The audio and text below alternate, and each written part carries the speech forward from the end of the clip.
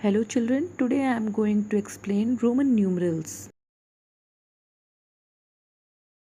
Roman numerals were developed by the Romans many years ago. However, we still use them in our daily life. हालांकि Roman numerals की शुरुआत बहुत साल पहले Romans के द्वारा हुई थी, लेकिन आज भी हम इन नंबर्स को अपनी डेली लाइफ में यूज़ करते हैं. We often find these numerals on faces of certain clocks, watches, books, the ends of kings and queens. आपने घड़ियों पर, कभी कभी रिस्ट वॉचेस पर, किताबों में या पुराने समय के राजा रानियों के नाम के अंत में इन नंबर्स को देखा या सुना होगा. Example: queen Elizabeth second, Louis 16. Even we can see these numbers outside our classes as we represent our classes with these numbers. यहाँ तक कि आपके क्लासेस के बाहर भी इन्हीं नंबर्स को लिखा जाता है. आपकी क्लास भी इन्हीं नंबर्स से हम रिप्रेजेंट करते हैं, जैसे class 1, class 4th. So that's why it is necessary to learn these numbers.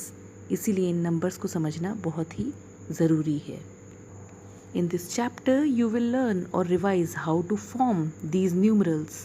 So, with the help of this video, you must be able to understand more about Roman numerals.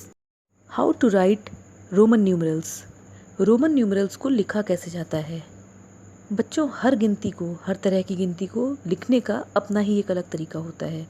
हम जो गिनती लिखते हैं उसे हम हिंदू अरेबिक नंबर कहते हैं, जैसे 1 2 3 4 5 6 7 8 9, उसके बाद 10, और पढ़ते पढ़ते हम 100,000 और लाख तक की काउंटिंग अब आपने पढ़ी है, लिखते हैं.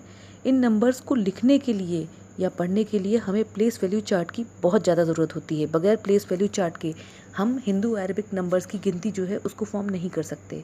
ऐसे ही रोमन नंबर्स को पढ़ने के लिए या लिखने के लिए बहुत ज़रूरी होता है उसके 7 सिम्बल्स को जानना, क्योंकि ये नंबर्स मात्र 7 सिम्बल्स की मदद से बनते हैं. ये सिम्बल्स होते हैं IVX, LCD और M.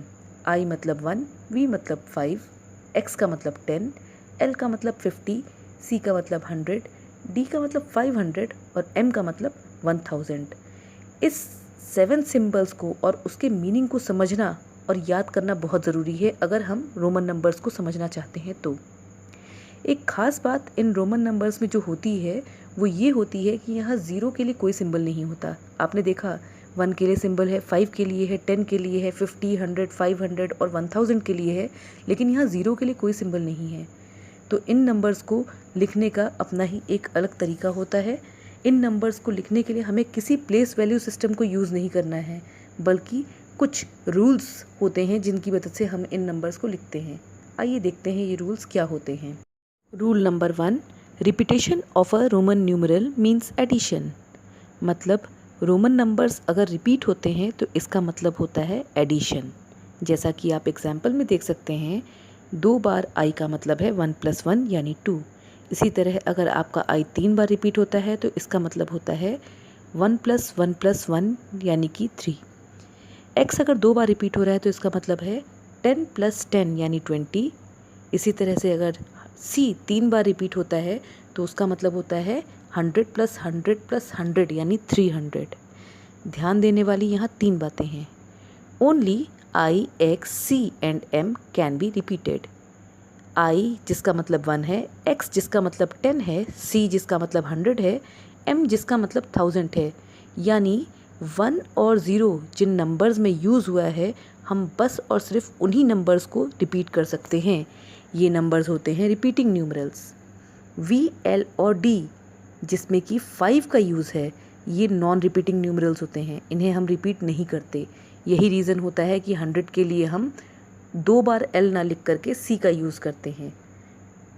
No numerals can be repeated more than 3 times. Repeating numerals को भी रिपीट करने के लिए एक रूल है कि हम उन्हें बस और सिर्फ 3 बार रिपीट करते हैं. 3 बार से ज़्यादा हम इनको भी रिपीट नहीं करते. इसका मतलब ये हुआ कि 4 लिखने के लिए हम I और V का यूज़ करेंगे, न कि 4 बार ही I को लिखेंगे. इसी तरह से 400 के लिए हम 4 बार C नहीं लिख सकते, क्योंकि हम किसी भी नंबर को 3 बार से ज़्यादा रिपीट नहीं करते हैं। 400 को लिखने के लिए हम C और D का यूज़ करेंगे। Rule number 2, a smaller numeral written to the right of a larger numeral is always added to the larger numeral। अगर किसी बड़े नंबर के बाद किसी छोटे नंबर का यूज़ हुआ है तो यहाँ हमेशा एडिशन होता है। जैसा कि आप एग्जाम्पल में देख सकते हैं, VII का मतलब है 5 + 1 + 1 यानी कि 7। इसी तरह से XXIII का मतलब हुआ 10 + 10 + 1 + 1 + 1 यानी कि 23।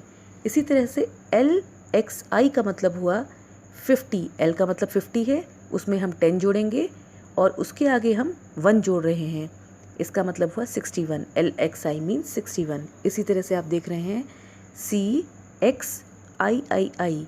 C का मतलब हो गया 100, X का मतलब हो गया 10, I का मतलब हो गया 1। I 3 बार है इसलिए वो 3 हो गया। 100 + 10 + 3 यानी कि 130।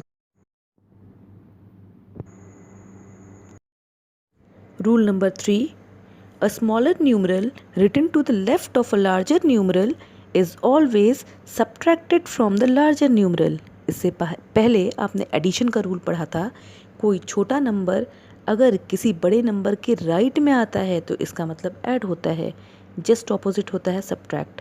अगर कोई छोटा न्यूमरल किसी बड़े न्यूमरल के लेफ़्ट में आता है तो हम सब्ट्रैक्ट करते हैं, यानी कि छोटा न्यूमरल पहले और बड़ा न्यूमरल अगर बाद में आ रहा है तो वहाँ हम सब्ट्रैक्ट करते हैं। एग्जाम्पल देखेंगे, IX, X बड़ा न्यूमरल है जिसका मतलब 10 है। 10 - 1 क्योंकि 1 पहले है X के, तो यहाँ इसका मतलब हुआ 10 - 1 यानी कि 9। इसी तरीके से आप देखेंगे CD, C का मतलब 100, D का मतलब 500।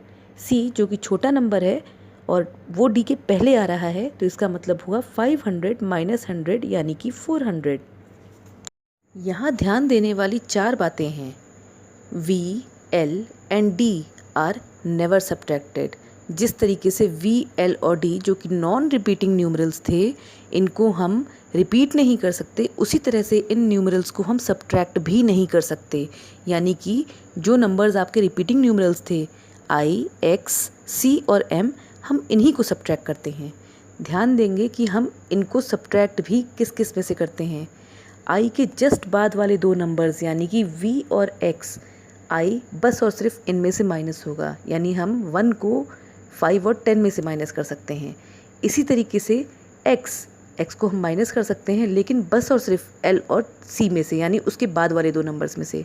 इसी तरीके से C माइनस हो सकता है अपने बाद वाले 2 नंबर्स में से, यानी D और M में से। A Roman numeral of a smaller value can be written on the left of a Roman numeral of greater value only once। यानी माइनस करने के दौरान छोटी वैल्यू बड़ी वैल्यू के पहले सिर्फ एक बार ही लिखी जा सकती है, उसे हम रिपीट नहीं कर सकते। The fourth and last rule of Roman numeral is when a Roman numeral of smaller value is placed between 2 Roman numerals of greater values, its value is always subtracted from the value of symbol on its right। पहले rule में मैंने आपको बताया कि अगर कोई Roman numeral repeat होता है तो इसका मतलब होता है एडिशन।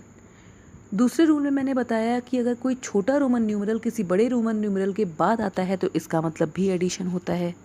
तीसरा रूल मैंने आपको बताया कि अगर कोई छोटा रोमन न्यूमरल किसी बड़े रोमन न्यूमरल से पहले आता है तो इसका मतलब सब्ट्रैक्शन होता है। अब सिचुएशन बिल्कुल डिफरेंट है। यहाँ एक छोटा रोमन न्यूमरल 2 बड़े रोमन न्यूमरल्स के बीच में आ रहा है। जब सिचुएशन ये होती है कि कोई छोटा रोमन न्यूमरल 2 बड़े रोमन न्यूमरल्स के बीच में आता है तो यहाँ ये छोटा रोमन न्यूमरल अपने जस्ट बाद वाले रोमन न्यूमरल्स में से माइनस हो जाता है। जैसा कि आप एग्जाम्पल में देख सकते हैं, XIV, X 10 है, I X और V के बीच में आ रहा है तो I अपने जस्ट बाद वाले नंबर में से माइनस होगा, यानी 5 में से माइनस होगा, इसलिए IV की वैल्यू हम 4 लेंगे और XIV की वैल्यू हो जाएगी 14। इसी तरीके से आप देखेंगे 2 टाइम्स X IX, यहाँ भी I जो है अपने बाद वाले X में से माइनस होगा। सो पहले वाले जो X है उनको जोड़ा जाएगा जिससे कि वैल्यू 20 बनेगी और उसमें 9 जुड़ेगा जिसका मतलब होगा 29. So, I think the concept of Roman numerals is now clear to you. Children, as we cannot cram any topic of maths, similarly you cannot cram Roman numerals. Some children used to cram the Roman numerals.